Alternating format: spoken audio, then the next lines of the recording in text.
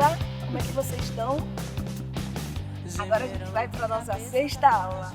É sexta mesmo? Agora ela acertou. Sexta aula e a gente vai compartilhar um pouco dos nossos processos de criação, mais especificamente o meu e o de Rebeca, que a gente já vivenciou, né? Então, como surge, quais são os estímulos, como chega no corpo, como ganha o mundo, como a gente compartilha. E aí hoje a gente decidiu vir pra rua, então terão interferências e tá tudo bem. Mas a gente veio pra rua trabalhar um pouco isso, porque a rua também tem surgido pra gente como uma questão, como lugar de ocupação, como lugar de volta, né? Pensando na relação com o frevo. Então é isso, a gente vai dar uma contextualizada agora para vocês sobre os nossos processos e quais são eles, né? Como chegou, etc e tal, só para contextualizar um pouco. O processo que eu vou apresentar para vocês hoje, ele se chama Virada no Modo Coentro, que inclusive foi o nome dado por Daniela Santos, em memória, em 2018. Ele foi um trabalho, na verdade ele é um processo, que foi a finalização do curso de licenciatura em dança, né? A finalização do meu curso, do TCC. E aí é isso, né? Essa pesquisa que a gente vem conversando ao longo dessas aulas, né? E aí a minha especificamente, que é sobre gênero, sexualidade e raça. Nesse trabalho, Virada no Modo Coentro, eu dou mais ênfase à minha pesquisa, à minha busca pela ancestralidade, pelas mulheres negras no frevo, e a questão de negritude, a relação comigo, as dúvidas, as inquietações. E aí é isso, assim, essa pesquisa perpassa, nesse momento, está nesse lugar, assim, né? E aí, como o Jefinho falou na aula anterior, tudo é processo, pode ser que amanhã eu questione um monte de coisa e mude um monte de coisa, e está aberto para isso, assim, né?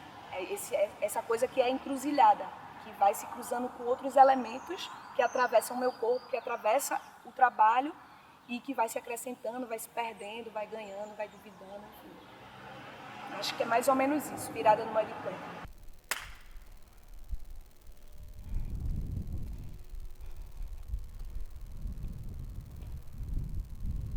Queria primeiramente pedir licença a todas as mulheres negras que vão assistir esse vídeo, em especial as mulheres negras mais velhas que vão assistir esse vídeo.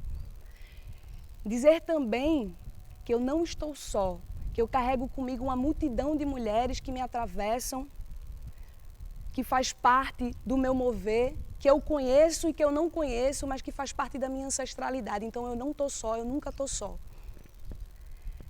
Dizer também, e continuar, na verdade, de que eu sempre tive muito medo de solar, de falar. E solar, para quem não conhece, é aquela hora que a gente improvisa no frevo, no centro da roda. Esse momento sempre foi muito difícil para mim e continua sendo, é uma batalha. Mas eu entendi hoje que essa dificuldade é parte de um processo de silenciamento e invisibilidade que o nosso povo sofreu na história legítima e escrita, do frevo inclusive. Mas como dizia a poeta Audre Lorde, o fato de eu estar aqui agora falando essas palavras para vocês é uma tentativa de romper com esses silêncios. Mas ainda faltam muitos silêncios a ser rompidos. Se cuidem os que acham que não vamos sair do anonimato. Estamos saindo do anonimato e vamos lutar por mais. Um viva a todas as mulheres negras que carregam nas costas essa cultura. Um viva a todas as mulheres negras que foram invisibilizadas por essa história escrita do frevo. Um viva a todas as mulheres negras que nunca desistiram e permanecem abrindo caminhos para que a gente possa ocupar e mesmo com dificuldade poder falar. Licença, inclusive a Daniela Santos. Minha história, ela começa mais ou menos assim.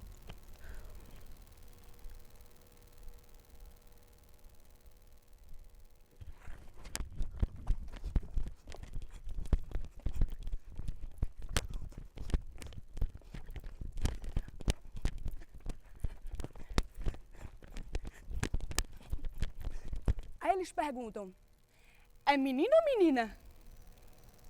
É menino ou menina? É menino ou menina? Cuidado com a mulher do Paraguai. É menino ou menina? É menino ou menina? É menino ou menina? Cuidado que senão a casa cai. É menino ou menina? É menino ou menina? Cuidado com a mulher do... E continua. É menino ou menina? É menino ou menina? É menino ou menina? Aí, eu e Daniela Santos respondemos assim, ó.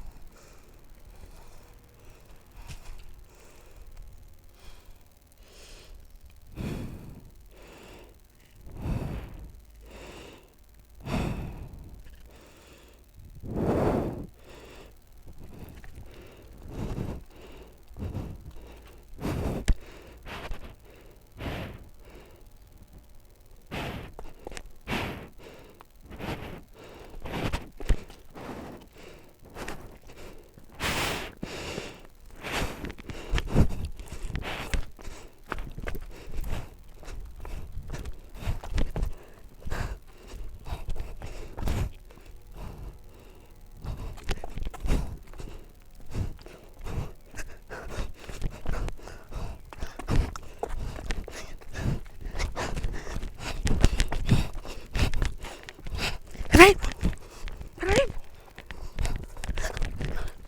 Peraí, peraí.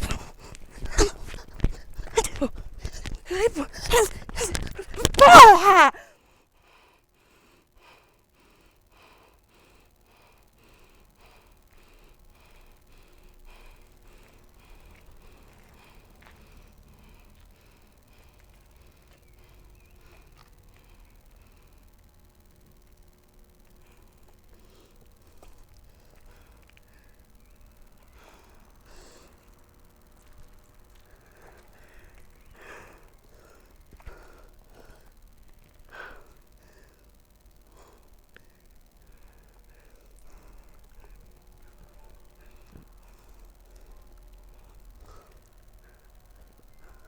E tudo começou a fazer mais sentido quando eu me tornei uma mulher negra.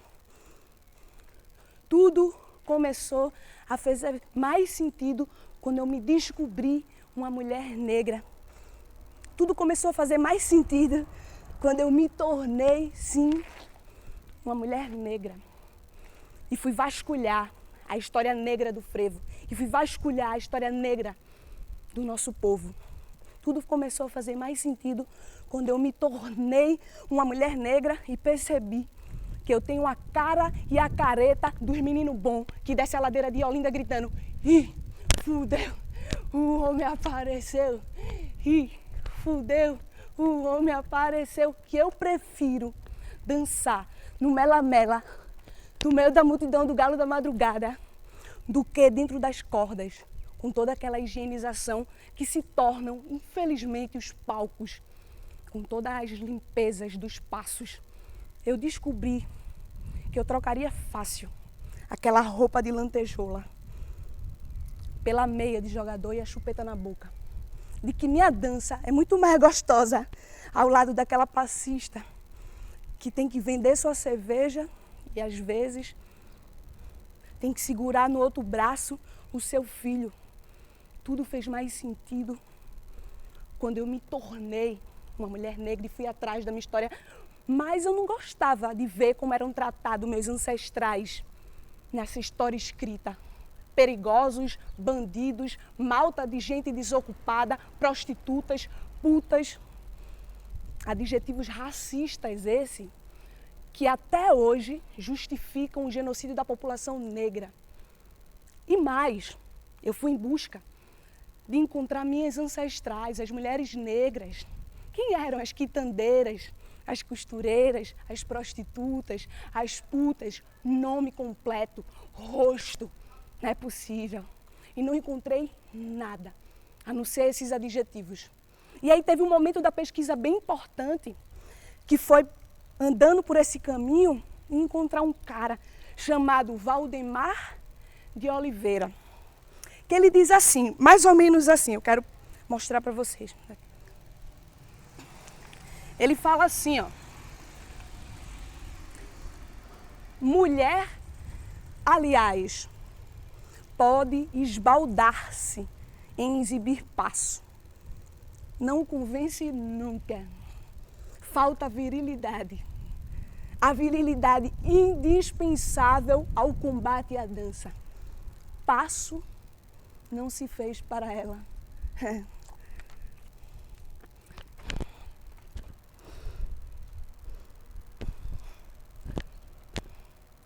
Ninguém nunca me ajudou a pular de uma poça de lama ou a subir numa carruagem.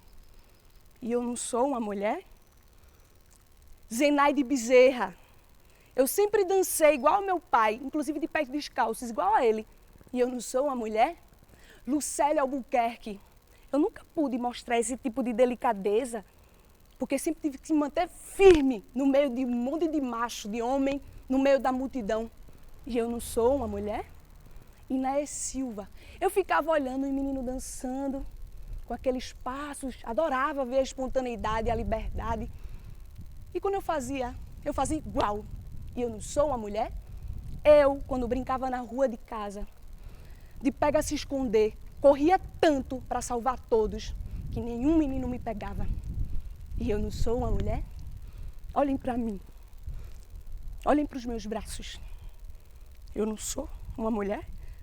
Não. E eu não sou, não, uma mulher?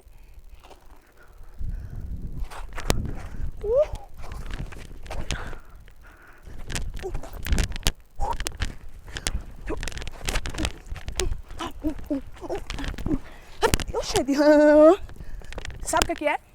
É que eles têm medo dessa conexão aqui, ó. Dessa conexão aqui, ó. Dessa conexão aqui, ó. Dessa conexão aqui, ó.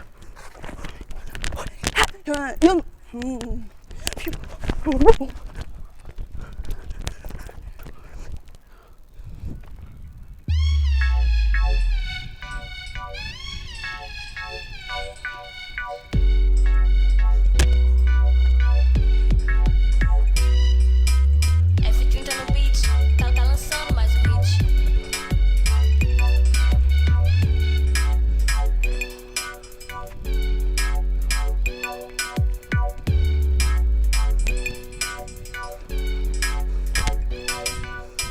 Não? Eu não sou uma mulher?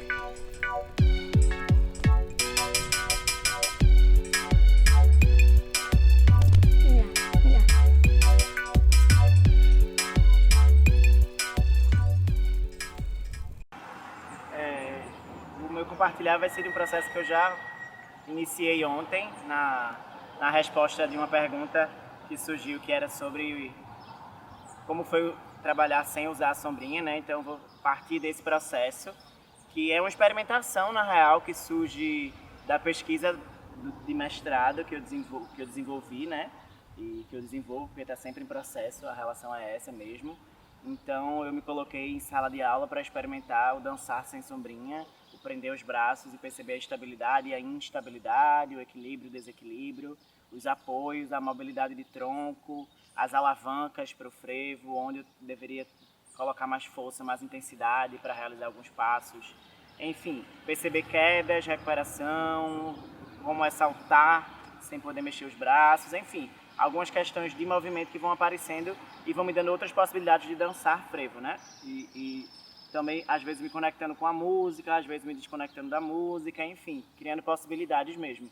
E como disso, a partir dessa experimentação, surgem outras possibilidades de criação, que é um projeto que eu iniciei, que eu já vinha fazendo, na real, que é filmar só do quadril para baixo, só minhas pernas, que nesse processo de experimentação dançar sem a sombrinha, eu comecei a me filmar muito para poder me visualizar depois. Então eu comecei a filmar, a primeira vez eu coloquei e o ângulo ficou do quadril para baixo, né, só as pernas.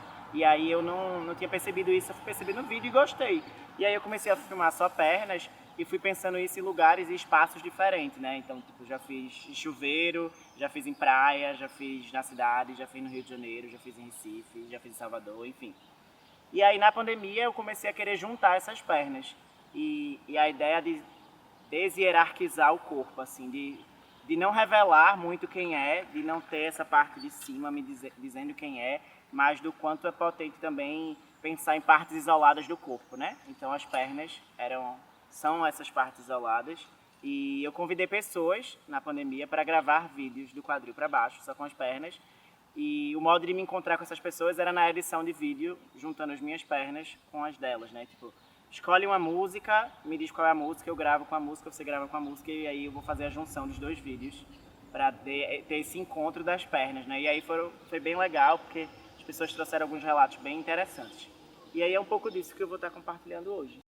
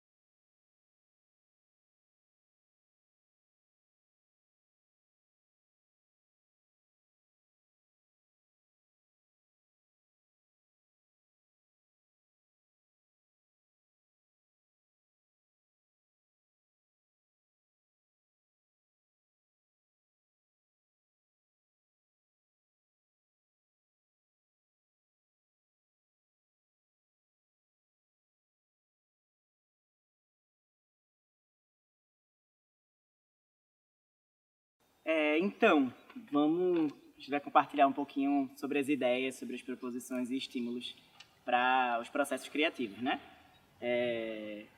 Para mim, foi a relação com a sombrinha, né? Eu já falei em outros vídeos e no início desse também. E como isso foi me conduzindo, né? E aí, só para trazer um panorama geral, foi a partir de me perceber sem a sombrinha, numa proposta que eu tinha que escolher um objeto sobre a minha que falasse sobre a minha pesquisa, né, um objeto relacionado à minha pesquisa de mestrado, e eu pensei na sombrinha e não tinha uma sombrinha comigo. E aí eu fui pensar um pouco sobre isso e fui pensar como seria dançar sem a sombrinha.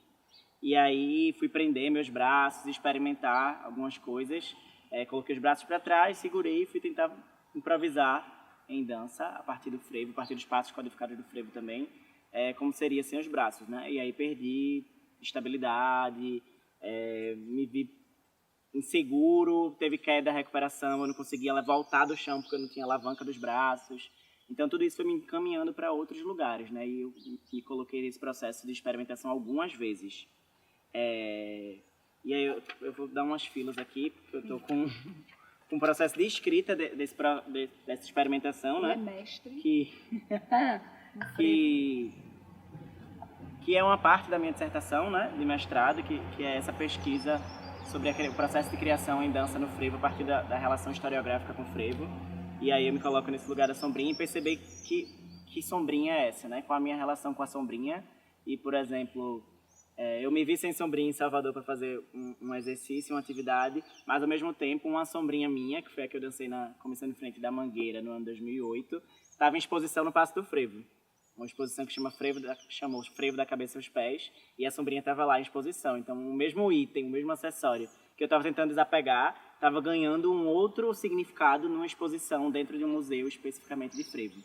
Então, isso é só para ilustrar um pouco, para dizer que não é um negar a sombrinha, mas a entender uma outra possibilidade do não uso da sombrinha, né? De potencializar ela quando ela precisa estar comigo, mas também potencializar quando eu posso estar sem ela. Então, e aí algumas questões que me vieram foi, mas dançar sem sombrinha é frevo? E essa foi uma questão, porque há pessoas que já me disseram que dançar sem sombrinha não é frevo, não configura frevo. E aí eu também me perguntei, será que dá para restringir as potencialidades e possibilidades de uma dança como o frevo a um elemento como a sombrinha? Então, são perguntas que me vêm e que eu tento resolver isso no corpo, né? E eu chego a essa conclusão que o meu dançar não se resume a esse acessório e que é possível dançar frevo sem a sombrinha. Para mim, o significado e a referência não está só no símbolo da sombrinha, né? Nesse acessório. E aí fui pensando isso, assim, como perceber o meu corpo hoje, como hoje eu consigo mover relações e significações e memórias de um passado, né, na relação com a dança. E aí experimentei dançar sem sombrinha para perceber o equilíbrio, fui entendendo que os movimentos dos braços ajudavam a equilibrar e a fazer oposições corporais que auxiliavam a executar os passos. A ausência da sombrinha me fez pensar mais nos movimentos dos braços do que no equilíbrio do corpo. Então eu me vi sem saber onde colocar meus braços. Com isso, a proposição foi experimentar através dos apoios de metatarso e calcanhar, que tem muito no frevo. Esse jogo de equilíbrio e desequilíbrio, mantendo os braços presos. E aí eu fui percebendo um cansaço físico, que a movimentação também exigia uma preparação corporal e um estado de atenção para lidar com os imprevistos, porque do nada eu caía, porque eu não conseguia dar conta de equilibrar o corpo, então eu caía, e eu também me permiti cair. E também foi legal para perceber a importância de momentos de pausa. De pausar, nem que seja um momento meio que de suspensão, assim, de pausa e alguma queda ou alguma coisa que eu desequilibrava, mas entender que entre o equilíbrio e o desequilíbrio tinha uma suspensão. E foi importante perceber essa suspensão e tentar sustentar isso e soltar. E às vezes isso era sustentado pelos braços. Então isso eram os braços e aí como não ter braços nesse momento, né? Assim, então são algumas coisas que vão surgindo. E aí os braços ainda são uma dificuldade, né? Porque no meu fazer frevo, no meu aprender frevo, eu fui condicionado a colocar os braços nos lugares certos, as mãos estarem fechadas, porque tem um cabo de sombrinha aqui. Enfim, quando perde a sombrinha, o que é que eu faço com os braços, né? Quais são as outras possibilidades de fazer uma tesoura sem ser esse braço? Um pontilhando sem ser esse braço, né? Tipo, e aí, faz o quê? Porque existem possibilidades outras de mover o braço, né? Então, tudo isso vai vindo como estímulo, assim, vai chegando, né? E aí, eu fui recortando também, através do recurso do audiovisual, para as pernas, né? Fui vendo o foco das pernas. E é onde eu chego num momento de encontro com outras pessoas. E aí vocês vão ver o vídeo aí. Ou vocês já viram. Que é quando, né, no momento de pandemia, eu fico nessa de estar em casa, preso, né? E como me encontrar com outras pessoas. E nessa possibilidade de uma abertura de corpos possíveis de dançar frevo, né? Então eu convido pessoas que não são diretamente do frevo, mas que podem dançar frevo e que queriam dançar frevo. Então eu convido as pessoas, o projeto chama Bença, Dança Comigo, que é quando eu convido uma pessoa, a primeira pessoa foi uma fotógrafa, foi Priscila Bu, e aí eu convidei Pri, eu tenho uma relação com Pri, que ela foi minha aluna de Pilates, e tem uma coisa legal que cria esse vínculo, que também é Arthur, filho dela, foi minha aluna quando estava grávida, e Arthur nasceu ao som de Último Dia, que é um frevo. E aí eu disse, Pri, escolhe uma música, o foco é esse, o recorte das pernas, e dança. Não se apega a certo ou errado, bom ou ruim, muito tempo, pouco tempo, tipo, só dança e deixa lá o foco nas pernas. E aí ela escolheu o Último Dia, e uma pessoa também que era convidada compartilhava a música comigo e eu gravava o meu vídeo. E aí eu recebia o vídeo da pessoa e fazia esse encontro, né? O frevo tem muito desse jogo de pergunta e resposta, tanto na música quanto na dança. Então eu fui criar essa relação de pergunta e resposta, de encontro, a partir da edição de vídeo, que eu também não sabia fazer, e fui experimentar, né? Já que eu não tinha como experimentar no corpo com a pessoa, fui experimentar no vídeo. E aí eu fui fazendo esse encontro com algumas pessoas, fui convidando pessoas diferentes, e eu acho que eu não fiz nenhuma com algum passista de frevo. Acho que foram com pessoas tipo fotógrafa, dançarino, mas que não é de frevo, enfim. algumas outras proposições. E aí a possibilidade de fazer hoje foi com a equipe do projeto. Então eu, Rebeca, Rogério, que é o boy da filmagem, e Renata, que é a boyzinha da produção, a gente se jogou nessa experimentação hoje, que foi a primeira vez que eu pude fazer o encontro sem a edição do vídeo, né? São as 4 pernas movendo juntas e como os estímulos de um chegam no outro, assim. Então, é isso. São essas possibilidades que surgem, né? A partir de perder a sombrinha, chegou... Olha, minha gente, eu tô aqui bem concentrada. Babado, viu? Mas o boy da filmagem tá ali dizendo que são 8 pernas, mas eu queria dizer que eram 4 pessoas. E ele fica E contando. são 8 pernas. Aí ele tá ali contando que são 8 pernas, pra eu poder dizer a vocês que são 8 pernas. E eu achando que eu tava falando há 8 minutos já, mas Eu também achei isso. são 8 pernas. E aí é a primeira vez que a gente faz esse encontro sem ser por vídeo, né? Então, quando eu falo desses estímulos e dessas possibilidades, é isso, né? Eu só tirei a sombrinha da minha mão e cheguei, por exemplo, hoje, nessa possibilidade de gravar. E aí no vídeo talvez vocês consigam perceber isso, ou não, porque também está da fruição de cada pessoa. Mas o quanto o movimento do outro, da outra, estimula o seu, assim, sabe? É a hora que alguém entra fazendo alguma coisa, aí o outro já entra a partir do que essa pessoa propôs. Enfim, e vai dando possibilidades. E às vezes o anonimato de não aparecer, só aparecer as pernas ajuda, porque quebra um pouco com essa vergonha ou com qualquer outra possibilidade de não ter coragem. Quando a gente está no carnaval, na real, assim, ninguém tá olhando muito para as pernas quando tá na multidão. As pernas reagem, né? Você vai atrás do bloco, você pulsa, você tropeça, você pisa no pé do outro, você pisa no seu próprio pé, você enrola, você entra numa relação que é possível também experimentar isso. Então, é a partir de tudo isso que sai esse vídeo aí que vocês vão ver, ou que vocês já viram. Não sei se vai vir antes ou se vai vir depois.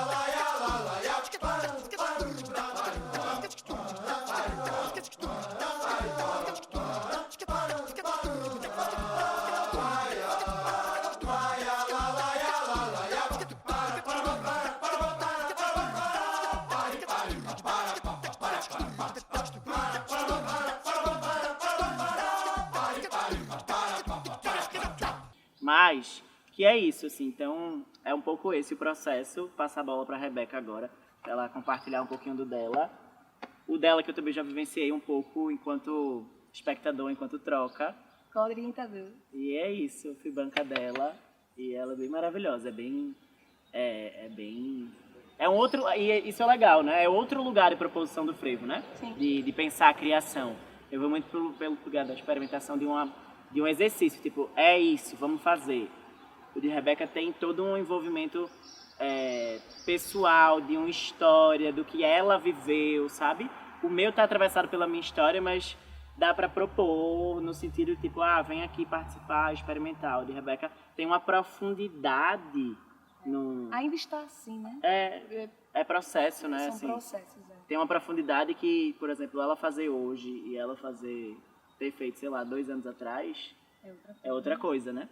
E é isso, só para passar a bola para ela. Então, meu processo de estímulo, ele começa, que é isso, né, que Jefinho fala, ele é muito pessoal, porque ele começa com inquietações minhas com o meu corpo, com o meu mover, e isso muito pelo olhar externo, né, o olhar que estava vendo e dizendo que eu estava dançando, assim, né, professores, alunos, parceiros, coreógrafos, diretores, diretoras, que me assemelhavam à movimentação de homens.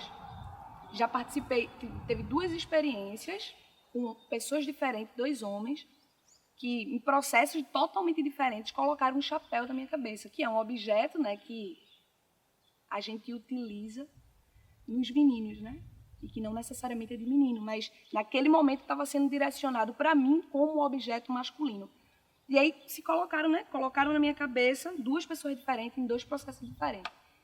E aí me pediram para mover. E depois conversaram comigo dizendo que minha movência parecia muito com a do malandro e com uma movência de homens.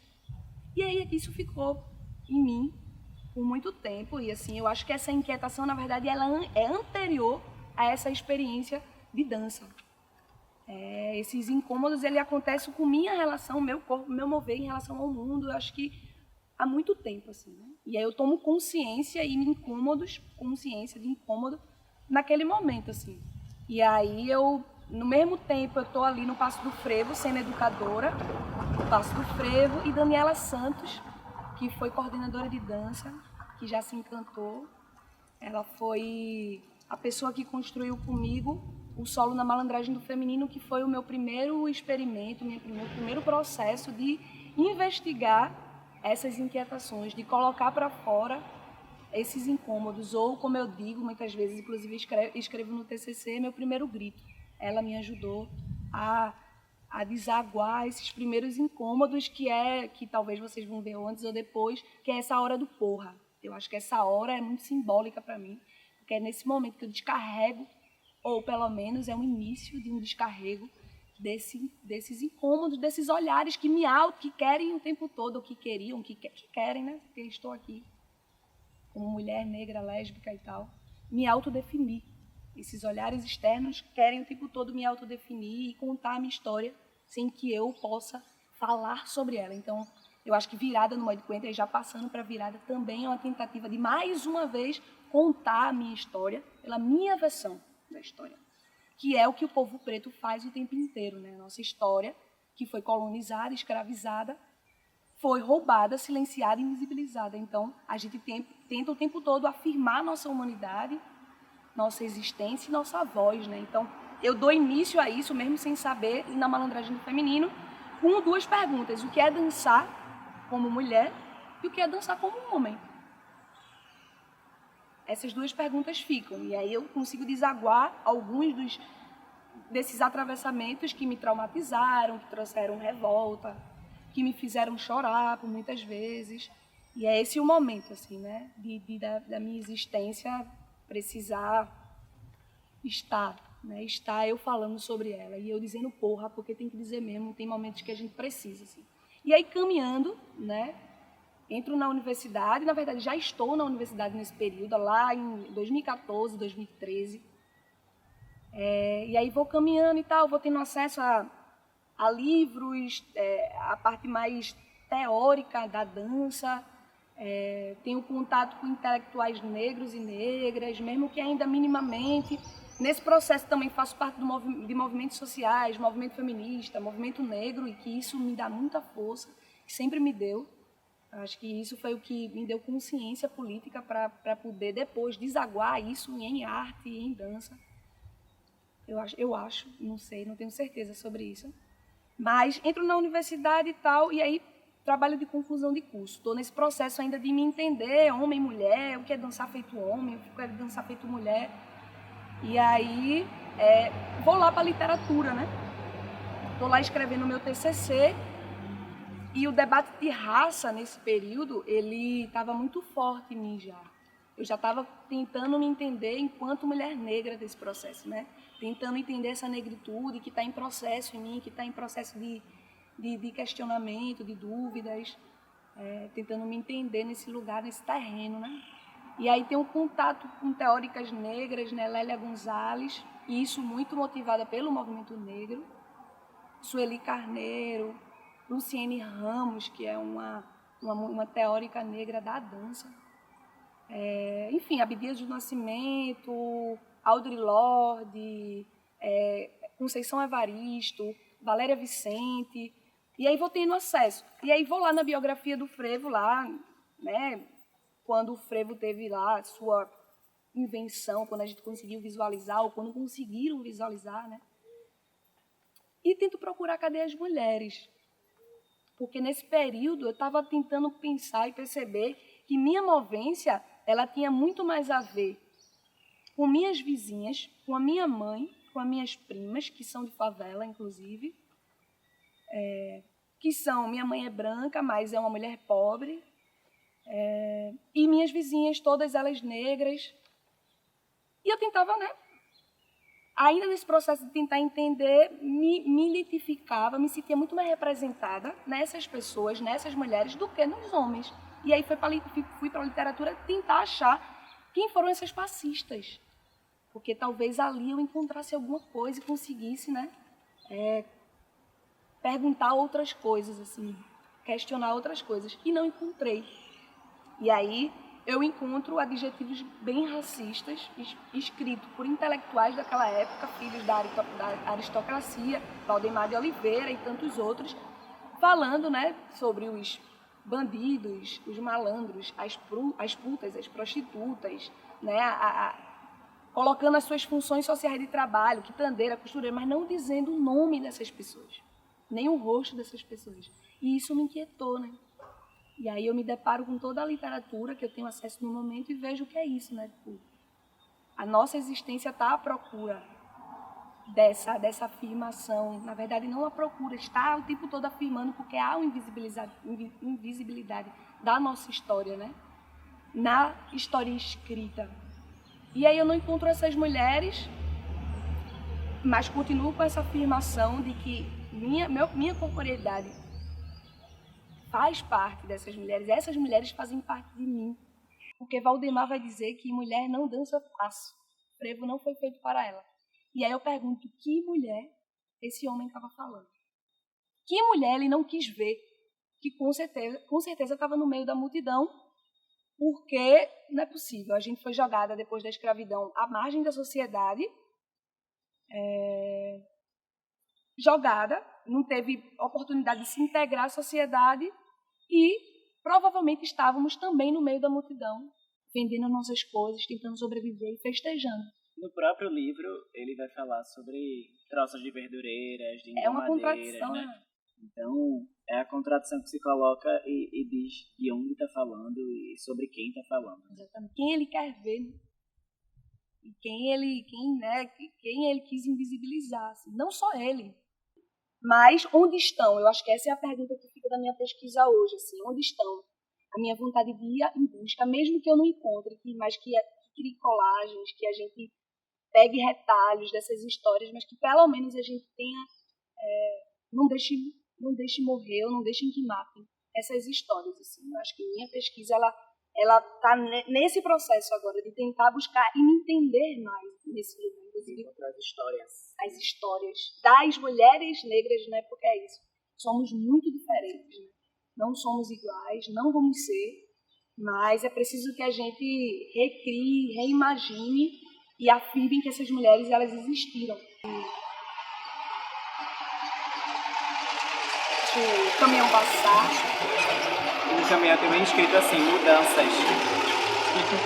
É sobre isso. Sobre isso. Se a gente cortar o mu, vira danças. E se a gente cortar o antes, fica muda. Então ninguém quer ficar não. Porque, né, a gente quer dar a voz, né, que seja pelo corpo, né? A comunicação, a fala não é só pela voz, né? Também. A fala também tá no corpo. E aí veio aqui, passou o caminhão assim, ó, bem com letreiro, mudanças. Então, é sobre ser escutado e abrir a escuta em outros lugares e abrir o canal de comunicação não só pela fala, mas também pelo corpo em outros lugares do corpo, né?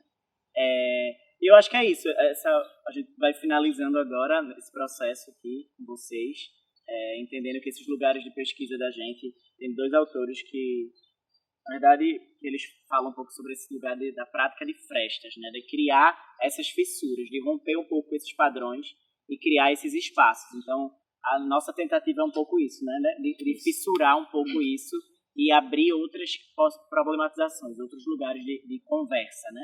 Sobre a dança frevo. E eles trazem também sobre essa sabedoria da ginga, né?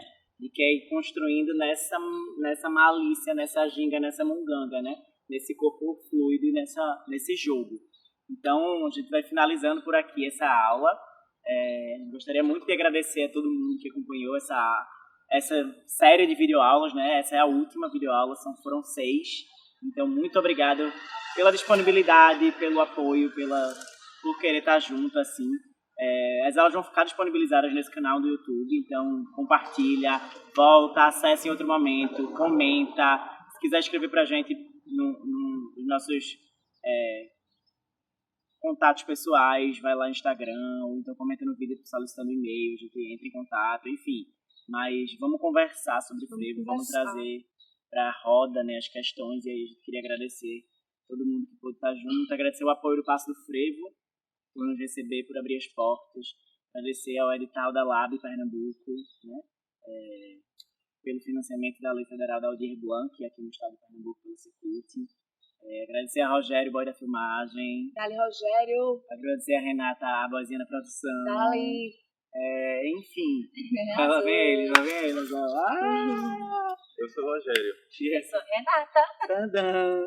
Nós somos a equipe, assim. Tem José Terceiro, que José! agora tá em São Paulo. Dali, José.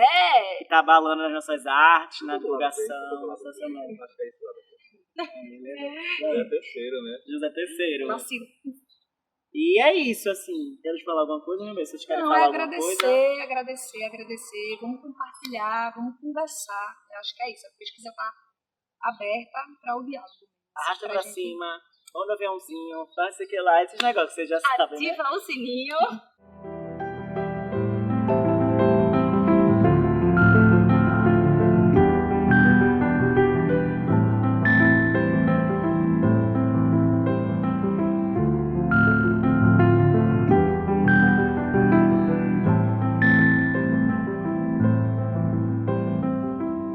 A história do Brasil foi uma história escrita por mãos brancas.